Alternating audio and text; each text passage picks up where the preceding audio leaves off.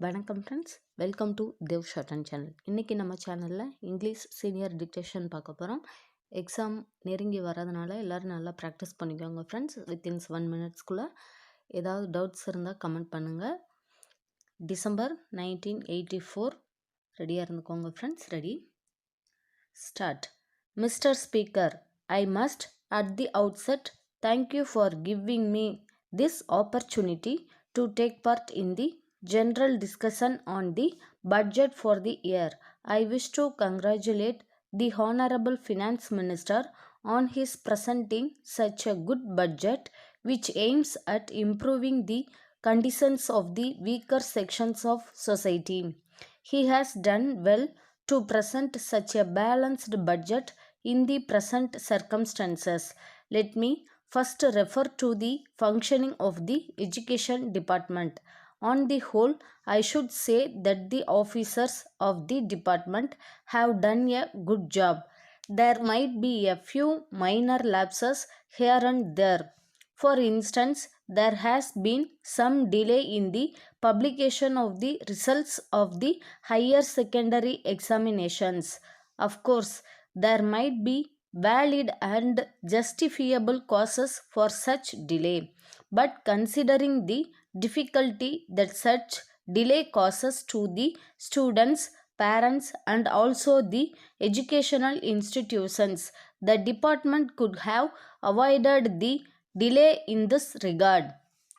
I am happy to note that the department has taken note of the criticism made in the past years with regard to the delay in the sanction of grants and scholarships, and had taken effective steps to ensure that the schools received the grants and the students received their scholarships in time.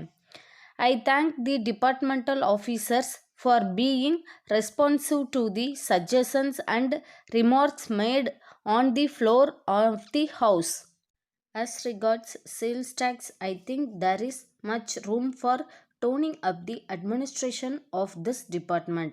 A number of members who spoke before we have referred to many complaints made by the merchants, traders, and businessmen about the harassment to which they were being subjected by the department. The government should realize that they are getting a huge sum by way of sales tax, which helps them to undertake many welfare schemes. The government should issue suitable instructions to the executive staff to be kind and considerate to the assessees. Whenever the assessees committed some errors out of ignorance of law, the officers should politely point out those errors to them and educate them as to how they should help the government by paying the taxes due by them. There should be perfect understanding and cordiality between the assessees and the department.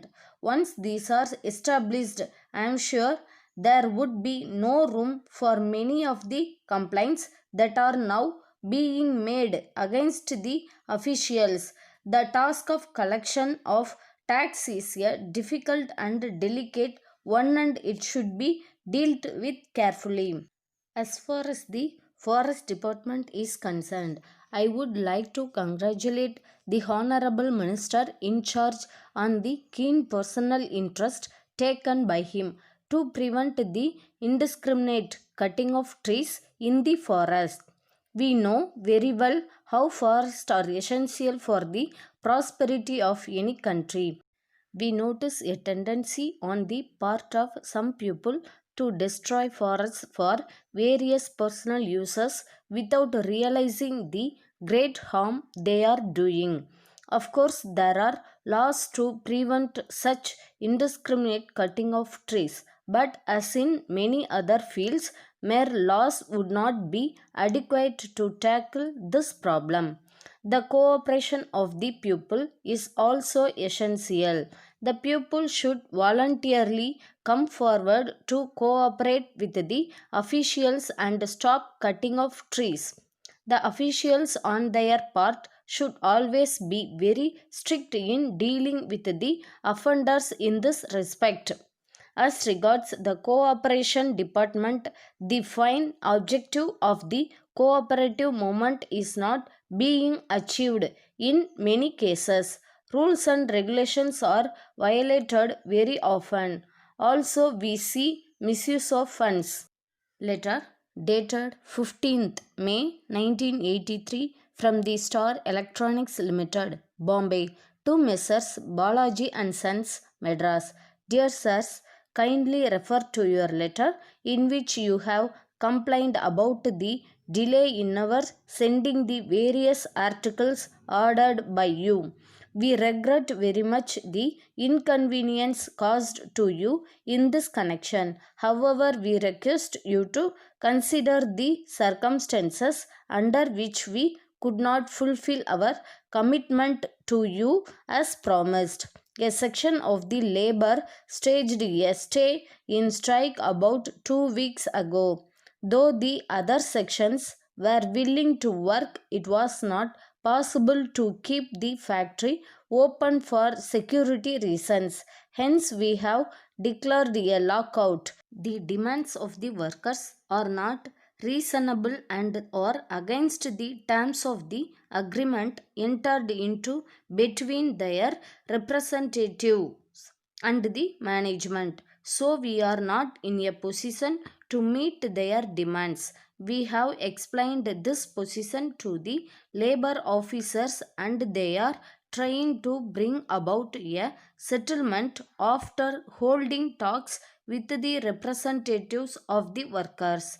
We hope that their efforts would be successful and the workers would accept their advice and call off their strike.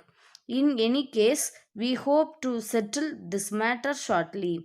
Thereafter, we propose to execute all pending orders promptly. We assure you that we would give priority to your orders and send you the articles within 2 weeks. Thanking you, yours faithfully.